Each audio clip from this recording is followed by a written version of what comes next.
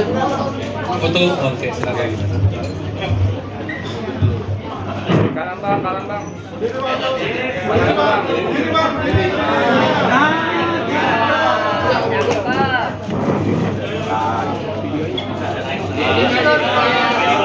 bawah. Jessica kanan bawah, Jessica. Kiri. Tangan di bawah. Kiri kak. Tangan di bawah. Kiri. Tangan, Pak. Kanan bawah, Jessica. Oke. Jus, ya. Oke.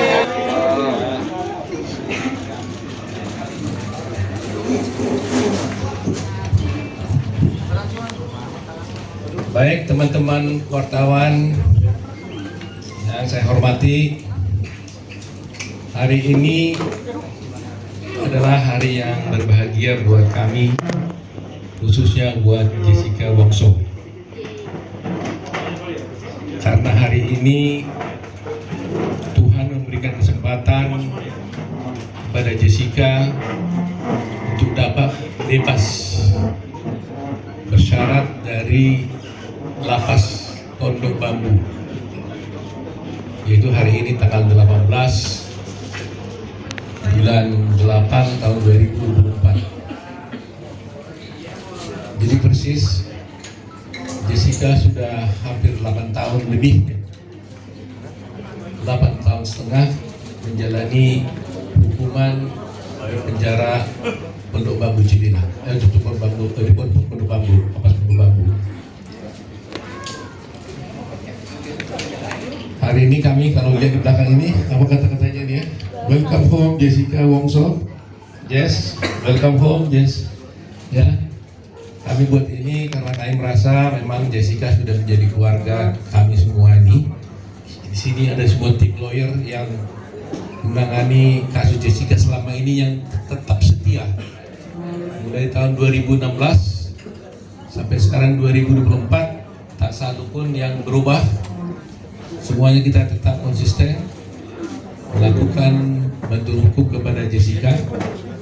Ada Firman Maripuan, Profesor Firman, ada Yaakob Hasibuan, ada Dame Purba, ada Nurul Firdausi, ada Postam Hidayat, ada Eli Batubara, ada James Purba, ada Benny, ada James Maribuan, ada Arya, satu lagi ada Doni, ada Feni, dan semua yang ada di belakang kami ini. Semuanya adalah tim-tim yang menangani Jessica ini. Jadi tentu teman-teman wartawan bertanya, kok tiba-tiba bisa keluar gitu ya? Padahal kemarin saya bicara tentang pengajuan PK. Ya terus terang aja, bulan yang lalu sampai ke 3 minggu lalu saya berniat dan sudah menyiapkan rencana untuk mengajukan peninjauan kembali. Dan saya banyak dihubungi oleh teman-teman wartawan tentang rencana PK tersebut. Sampai tadi malam pun, kemarin malam pun masih banyak pertanyaan nanti wawancara dengan saya tentang PK. Tapi jujur saya katakan memang saya sudah dengar sedikit rencana pengeluarannya Jessica ini dari tahanan. Sehingga saya berpikir saya harus menunggu dulu situasi yang tenang, dan akhirnya tiba-tiba mengejutkan sekali bahwa hari ini kami mendapat kabar bahwa dia dibebaskan. Ya, dengan demikian tentunya saya menunda PK-nya pada waktu itu sambil menyelesaikan pengurusan segala surat-surat yang berkaitan dengan keluarnya Jessica. Terus terang aja teman-teman, cukup pahit memang buat kami, bukan mudah ya. Ya kan 8,5 tahun di sana, dan kami terus berkomunikasi selama 8 tahun ini, 6,5 tahun dengan Jessica. Jadi kita terus komunikasi, saya juga mengunjunginya secara konstan. Demikian juga ada Hidayat Bostam yang juga rajin sekali untuk datang ke sana, Ibu Eli dan sebagainya. Terus kita berdiskusi terus bagaimana melihat keadaan Jessica di sana. Dan saya harus katakan memang di lapas dia diperlakukan baik sama dengan tahanan-tahanan yang lain, ya. Nanti mungkin Jessica bisa bercerita kalau Anda mau tanya. Tetapi yang paling pasti adalah bahwa tadi juga ada banyak penggemar Jessica, sahabat Jessica, ya. Tadi dari pagi katanya udah ada di sini, ya, ada di sini semua ya. Pakai tulisan, pakai stand for Jessica, justice for Jessica, macam-macam ya. Tadi juga banyak telepon dan sebagainya.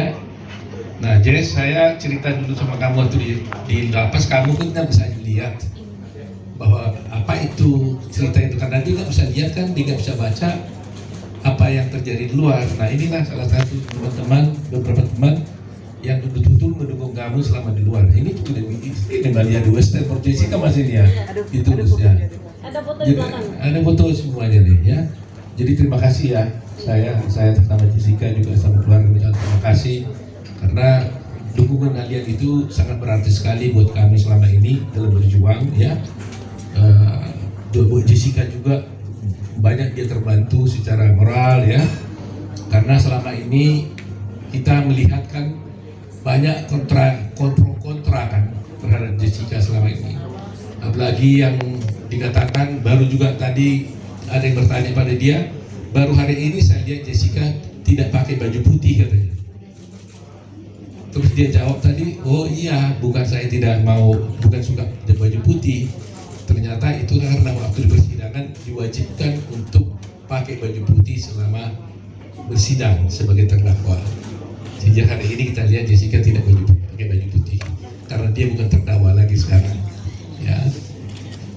Nah, itulah mungkin yang ingin saya sampaikan kepada teman-teman semua. Saya lebih memilih untuk berdiskusi dengan teman-teman, tanya jawab supaya bisa berkembang apa yang harus saya sampaikan.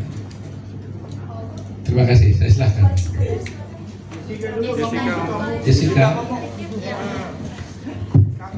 Kalian ya. Selamat siang semua teman-teman wartawan, terima kasih sudah hadir di sini. Semoga nggak ada yang cedera ya karena ramai sekali. Saya hari ini bersyukur karena sudah bisa keluar dari lapas dan bertemu kembali dengan keluarga dan teman-teman, dan ini pengacara-pengacara yang sudah seperti keluarga untuk saya. Terima kasih untuk dukungannya semuanya, doa, support dan segala macam hal-hal yang baik untuk saya, yang sangat berarti, yang membuat saya kuat untuk selama ini saya bisa bertahan. Maaf saya gugup karena banyak banget orangnya. Untuk pendukung-pendukung saya yang hadir hari ini, terima kasih banyak udah meluangkan waktu untuk ketemu di sini. Semoga semuanya selalu sehat dan baik-baik aja. Terima kasih. Yes, ada pertanyaan dari teman-teman pasti. Kamu udah menjalani selama 8 tahun, bahkan hampir 9 tahun ya, 9 tahun lebih kamu menjalani semuanya di dalam dengan segala pendapat publik itu. Kamu benci nggak sama semua orang atau siapapun yang membuat kamu harus mendekam di penjara? Kamu benci nggak? Pada waktu awal itu terjadi, saya merasakan sangat sedih sekali ya. Tapi sejalannya waktu dan sekarang ini saya sudah memaafkan semua yang telah melakukan hal-hal yang buruk kepada saya. Sudah tidak ada kebencian lagi di hati saya. Jadi sekarang saya udah plong aja untuk menjalani, juga saya harus menjalani apa yang seharusnya saya harus jalani. Jadi saya sudah memaafkan semuanya dan saya tidak ada dendam sama sekali. Kebencian dari saya sama sekali. Peninjauan kembali tetap akan dilakukan? Kalau untuk upaya hukum, saya akan serahkan ke Pemoto karena Pemoto yang bukan promosional upaya hukum. Baik, ada yang lain tanya? Could I ask you, can you tell me what you're planning to do next? I mean, what are your plans now that you're a free woman?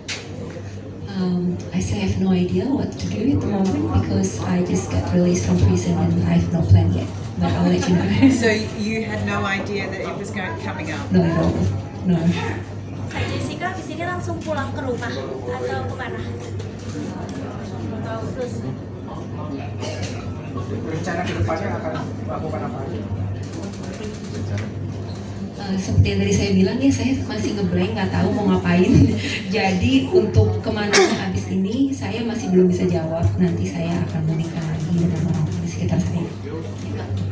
Mbak Jessica, secara psikologi atau kejiwaan Mbak Jessica sendiri untuk menghadapi ke depan ini kan benar-benar butuh terapi ya. Terus kira-kira inspirasi apa yang untuk masyarakat kira-kira bisa menerima dengan kejadian semua ini agar Mbak Jessica bisa kembali hidup normal seperti biasanya gitu. Secara terapinya seperti apa? Saya rasa ini akan berjalan dengan sendirinya ya, tapi karena yang kayak tadi saya bilang, saya sudah tidak menyimpan kebencian atau perasaan negatif dalam hati saya, jadi mungkin niat dan pandangan saya di masa depan itu ya saya mau ya selalu yang terjadi adalah hal yang positif. Jadi kalau misalnya saya melihatkan seperti itu, ya saya berharap saya dan orang-orang di sekitar saya bisa baik-baik saja menjalani kehidupan di masa depan nantinya dengan dipenuhi dengan hal-hal yang lebih baik lagi daripada yang lalu. Dan mendekatkan diri pada Tuhan pastinya ya. Iya, iya. Kan disebutkan sebelumnya akan tetap melakukan PK. Apakah ini karena Jessica juga mau membersihkan nama dari kesalahan ini atau seperti apa, atau nama baik Jessica harus tetap diperbaiki melalui PK ini? Saya tanya dulu jawab katanya. Jadi begini ya mengenai soal PK ini ya. Terus terang aja kita mengambil posisi bahwa Jessica sudah dibebaskan dengan bebas bersyarat, ya kan? Jadi kami tim hukum ini selalu menghormati hukum. Apapun putusan sudah pengadilan, itu kan sudah jelas bahwa Jessica dinyatakan bersalah. Itu putusan pengadilan yang harus saya hormati sebagai seorang lawyer. Soal kami tidak terima putusan itu atau tidak, itu soal lain. Tapi karena itu formal sudah keluar, harus saya hormati, itulah putusan. Dia dinyatakan bersalah. Tetapi kami sebagai lawyer, tentunya nanti kami diskusikan dengan Jessica, merasa bahwa mungkin putusan itu tidak sesuai dengan apa yang terjadi menurut kami. Oleh karena itu, kita akan mencoba peluang untuk mengajukan PK terhadap perkara itu. Ya, jadi itu posisinya. Sebagai seorang lawyer, saya harus menghormati putusan pengadilan karena itu sudah inkrah. Tetapi hukum juga memberikan kesempatan kepada semua pihak, ya termasuk Jessica, apabila merasakan ingin mengajukan PK, juga hukum juga memberikan kesempatan dan hak itu kepada dia. Itu persoalannya. Ya, maksudnya bahwa sekarang Kak Jessica itu sudah bebas, berarti kan PK itu apakah itu masalah nama baik Kak Jessica sendiri atau seperti apa? Iya, hukum baik itu bukan soal hanya nama baik, segala-galanya tentunya ya. Soal kebenaran kan. Ya, kebenaran kan harus ditegakkan. Jadi ada pepatah mengatakan bahwa kebenaran itu akan mencari jalannya sendiri, kan? Nah, sekarang jalannya kebenaran sendiri itu bagaimana? Apakah juga harus kita ikuti juga jalan kebenaran itu dengan berdiam? Atau apakah juga jalan kebenaran itu kata harus kita topangi untuk bisa mencapai kebenaran sendiri? Nah itulah yang akan kita wujudkan nantinya. Sehingga kalau kita berpikir bahwa kita merasa ada ketidakbenaran di sana, ya kita harus jalankan. Tetapi selalu saya katakan bahwa saya menghormati putusan. Sebab kalau saya tidak menghormati putusan, saya tidak akan pergi ke pengadilan. Ketika saya mau membela di pengadilan, tentunya saya harus hormati itu. Soal ya, karena di lapas itu banyak peraturan ya. Nah, jadi kalau saya tidak melanggar peraturan itu udah nilai baik. Tapi kalau saya berbuat lebih untuk membantu atau menolong orang lain itu lebih baik lagi. Tapi mungkin karena saya itu secara natural terjadi aja sih menurut saya. Kalau misalnya nggak boleh berbuat seperti ini ya saya tidak berbuat gitu. Kemarin kan di dokumenter memang ada pembatasan untuk memberikan keterangan yang banyak ya. Mungkin boleh disampaikan apa yang waktu itu belum tersampaikan di dokumenter tersebut dan memang apakah ada pembatasan ataupun tekanan untuk tidak boleh secara lugas menyampaikan apa yang disampaikan. Maaf untuk hal itu Mbak bisa tanyakan ke pihak Dirjen Pas sendiri ya, karena saya tidak berkepentingan untuk menjawab. Tapi apa yang belum tersampaikan mungkin Mbak Jessica bisa disampaikan. Ya kalau itu banyak ya, cuma mungkin nggak hari ini, lain kali kita kumpul lagi. Apakah memang ada ini dari Dirjen Pas untuk tidak boleh berkomentar terhadap hal-hal yang terjadi di dalam ini? khususnya untuk ini yang kita. Saya kira tidak ada larangan-larangan apapun yang disampaikan kepada saya. Tapi saya lawyer kan tahu bahwa ada aturan-aturan seorang yang baru dibebaskan itu yang harus ditaati karena dia masih bebas bersyarat, ya kan? Jadi harus dia taati. Tapi itu tidak berarti dia tidak bisa berkata apapun, tidak, ya kan? Tetapi dia harus berkelakuan baik juga di luar, ya kan? Contoh, umpamanya dia tidak boleh melakukan perbuatan yang jahat di luar, ya kan? Itu salah satu contoh. Karena itu aturan yang dibuat oleh di PB. Tetapi kalau persoalan apakah seorang terdakwa atau seorang terpidana itu bisa menggunakan haknya di pengadilan, itu nggak pernah dilarang. Nah, itu kan kewajiban yang diatur di dalam undang-undang, bahkan undang-undang dasar gitu. Hak orang untuk mengajukan hanya ke pengadilan gitu. Oh, itu artinya ini tugas negara sebagai Indonesia khususnya mengenai kasus Jessica Mirna ini dari kuasa hukum sendiri untuk melihat secara luas dan jernih. Dari negara sendiri memang sudah jernih melihat kasus tersebut, dan apakah nanti ada ketika melihat dari pihak sana melihat kasus ini, apakah memang ada pembelaan-pembelaan lagi atau memang sampai akhirnya bisa benar-benar bebas secara penuh seperti itu, dan nilai paham untuk masyarakat ini yang bisa menjadi ilham dan pelajaran yang sangat baik untuk masyarakat. Begini ya. Jadi ini mukjizat sepertinya ya, Pak. Faktanya ini kan ada memang korban yang meninggal, Ya. yaitu Mirna, ya kan?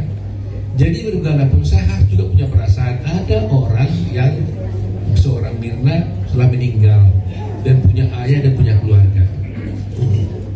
Di satu pihak ada seorang bernama Jessica Wongso dituduh melakukan pembunuhan. Yang saya mengatakan meyakini mungkin Jessica yang melakukan. Jessica mengatakan sebenarnya dia tidak. Tapi putusan hakim mengatakan dia bersalah. Tapi masih ada hak juga untuk mengajukan PK untuk tidak mengatakan itu. Nah, jadi di sini kita tidak mau berbantah-bantah, gitu ya. Nah, dulu pernah saya ucapkan, seandainya tadinya kami bisa bekerja sama dengan keluarganya Mirna, ya, antara Manusalihin, untuk sama-sama satu pikiran untuk mencari siapa sebenarnya yang melakukan pembunuhan, ini akan lebih mudah, ya kan? Sama-sama kita cari. Kalau memang dia, ya oke, dia. Tapi siapa tahu ada kemungkinan lain. Nah, jadi persoalannya sekarang di pihak sana kan menutup suatu kemungkinan, tidak ada kemungkinan lain kecuali dia. Ini yang jadi kita mengalami kesulitan. Kalaulah sedikit mereka buka pintu, siapa tahu memang ada kemungkinan yang lain itu. Inilah sebenarnya yang harus kita cari bersama-sama. Tadinya itu kita harapkan kerjasama yang baik gitu loh. Jadi saya juga sebagai lawyer tidak defend mati-matikan sampai umpamanya pokoknya tidak. Kita buka bersama-sama fakta-faktanya sebenarnya itu. Nah, kalau Anda tanya bagaimana pembelajaran pada hukum dan sebagainya, saya terus terang aja hanya ingin melihat begini. Banyak kasus ini kan sudah menjadi booming ya. Bahkan kasus Jessica Wongso sudah saya tahu itu sudah menjadi pelajaran umum wajib di beberapa universitas. Ya, semua mereka mempelajari ini. Bahkan saya sendiri dengan mahasiswa saya